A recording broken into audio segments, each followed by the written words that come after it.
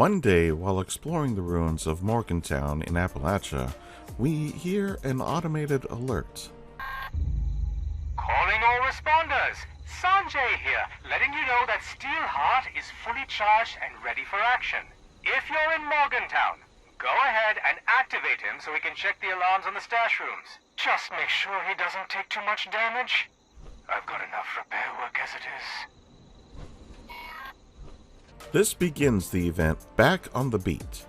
Our first task is to head toward the responders' headquarters located in an old bot shop and activate Steelheart. Steelheart is a Protectron that has been programmed to patrol a route that checks 3 safe houses. To do this, we must use the terminal next to the charging pod labeled Responders HQ Terminal. On the terminal, there are several entries, but for now we are only interested in the first option, which is Activate Steelheart. Steelheart waking up. Steelheart online. Beginning patrol. Systems online. Weapon system charging. Initiating. Patrol routine. Attention citizens, please clear the area immediately. Responder operation in progress. Danger level high. The responders need you. Sign up at Morgantown Airport. Now we are tasked with guarding the bot while it follows the patrol route. It is important to note that while Steelheart can defend himself, he is quite weak and can easily be overrun by enemies. When we arrive at the first stop, Steelheart again speaks. Scanning responder emergency supply location. M1. Alarm system detected. Initiate remote interface. Interface secured. Initiate testing routine. Warning, defensive systems will be offline during the test. Please ensure no harm comes to this unit. While he is doing his checks, we must defend him as he is completely defenseless. Once done, we head to the second stop on the route, and the same process repeats again. Safe room secure and ready for use. Lock disengaged. Proceed to the next destination. Scanning responder emergency supply location N2. Alarm system detected. Initiate remote interface. Interface secured. Initiate testing routine. Warning, defensive systems will be offline during the test. Please ensure no harm comes to this unit. Once done, we can move to the last stop on the route. Safe room secure and ready for use. Lock disengaged. Commence maintenance on location identification marker. Scanning responder emergency supply location N3. Alarm system detected. Initiate remote interface. Interface secured. Initiate testing routine. Warning, defensive systems will be offline during the test. Please ensure no harm comes to this unit. Once complete, Steelheart will return to the bot shop where the charging pod we found him in is. When we get there, Steelheart again speaks. Safe room secure and ready for use. Lock disengaged. Commence maintenance on location identification marker. Patrol routine complete. Charge level low. Shutting down for recharge.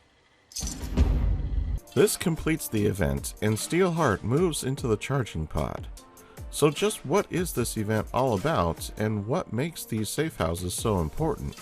Well, to find out, we must dig into the lore. The first safe house was inside an old deli which was known as Deli Kedison before the war. Now it is simply known as Safe House M1. Inside we find a cooking stove, a few beds, and some weapon ammunition and a variety of scrap. Moving on to the next safe house, we find this one is an old attorney's office, but it's now known as Safe House M2. Inside we find more scrap and housing, but nothing of interest otherwise. As we head to the last location, we find that it is an old bank. This is now known as Safe House M3. Inside we find various scrap and weapon ammo along with more mattresses. On a chair next to a desk we find a responder corpse and a note on the desk that was written by this responder. Reading the note titled Everyone I've lost, a list. Meredith, my mother, and Patricia, my mom. I know they were at least together in the end. Madeline, my sister, and Theodore, my brother-in-law. I hope they somehow made it, but they were so close to the bombs. Calvin, my best friend in the whole world, and his dog Peppers, whose face licks are missed so much. Jesse, my ex. We broke up for the wrong reasons. I still love you so very much, even though you've been gone for so long. Samara, my boss. The best boss anyone could ever ask for. Thanks for that raise the day before everything went to hell. It was the last good day. Mindy, my Friday night poker host. I miss your lying face, you cheater. Roberto, my neighbor. I had to stop you, but I miss you too. I miss what I was before I had to stop you too. And finally, myself. I miss who I used to be. There's no point now. Not without any of you. This responder was very depressed when the end came for her. It's a shame we don't get to find out more about this person or the rest of the people in the note and what Roberto was stopped from doing. I feel like it would have been an interesting story. In the rest of the safe house, we find several locked safes and ammo containers, all filled with various loot. Now that we know what was in these safe houses, we can finally figure out why they were so important. First, knowing the responders as we do, they were always in dire straits. This means that every bit of scrap and ammo they could find was valuable. Second, Morgantown is very close to Raider territory, and as such, there was a need for safe places to hide or seek for protection. Not all of the responders were fighters, and those that were already had their hands full with the Scorched. Having a safe place to fall back to would have been a priority. Now that we have explored the safe houses, let's go back to the HQ and read the terminal. We now notice more entries, and if we choose Activate Steelheart again, it says Option Invalid, Steelheart still recharging. If we read Systems Monitoring before the event starts, Steelheart status ready for deployment, charge level full, use terminal to initiate patrol routine. After the event, Steelheart status dormant, charge level low, recharge in progress. Purpose and implementation. Problem: Raiders keep hitting our stash rooms in Morgantown. I put in some alarms, but sometimes the raiders disconnect them.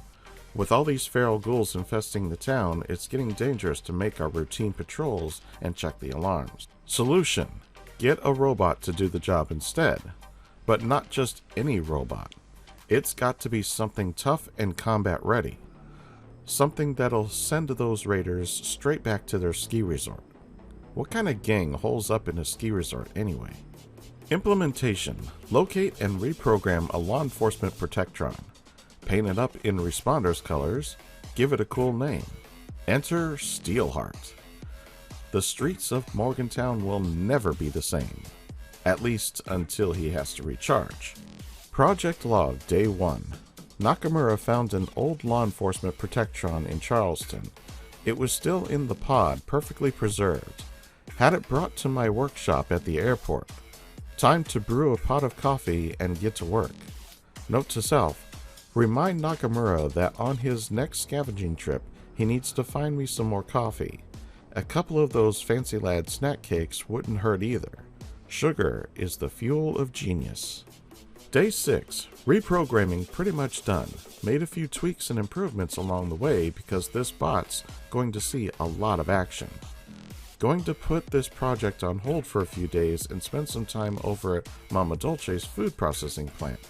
Maria wants me to see if I can get the canning machines up and running. I'm also going to try to find some paint and brushes. It occurred to me that I'd better paint up this Protectron in our colors. We've had more than a few run-ins with bots on the fritz, and I want to make sure everyone knows this guy is on our side. Day 12. One setback after another. The whole operation at Mama Dolce's was just a waste of my time. Those damn canning machines overheat after a few minutes of operation, and the noise brought us a whole lot of unwanted attention from the local wildlife. Got back to the workshop, broke out the airbrush, and had Steelheart looking pretty good. Then Maria decides to do a little commissioning ceremony, but instead of breaking a champagne bottle on him, she uses Nuka-Cola, which of course ate through the damn paint in about 5 minutes. Probably should have seen that coming. Day 15. Finally got the paint fixed up. Not much I can do about that smell.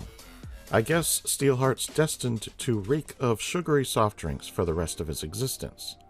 Time to move the big guy to Morgantown. Going to bring this terminal with us and wire it up next to him. Next step, take him for a walk so we can map out the patrol path. Hope we can spare enough security personnel. This place crawls with ferals. Day 20. Well, that was fun. We'd almost reached the pod to get Steelheart set up, and that's when the ferals spring their trap. Melody and her boys held them off while I raced to get the big guy up and running. Just when it looks like we're all done for, I power him up. Those ferals never had a chance against good old Steely's laser. And then, of course, he runs out of juice. Well, it was a successful test run anyway. Melody says she's never seen me smile so big. I can't deny that it was pretty awesome watching Steelheart zap all those ghouls. Made me feel like a kid who just saw his toys come to life. Day 24. I rigged up a transmitter to broadcast an automated radio message when the pod Steelheart's done recharging, so at least we'll know when to turn him loose. It's the best I can do until I get his power unit fixed. That could be a while. Anyway, I think that brings this little project to an end. This whole experience got me thinking. At the rate we're losing people to the Raiders, the Scorched, and whatever else, we might need to lean more on these robots for support. In fact, I think I'll start planning a new project. Maybe something using the iBots as an early warning system. The Force a pretty big place, and we could use some help watching it.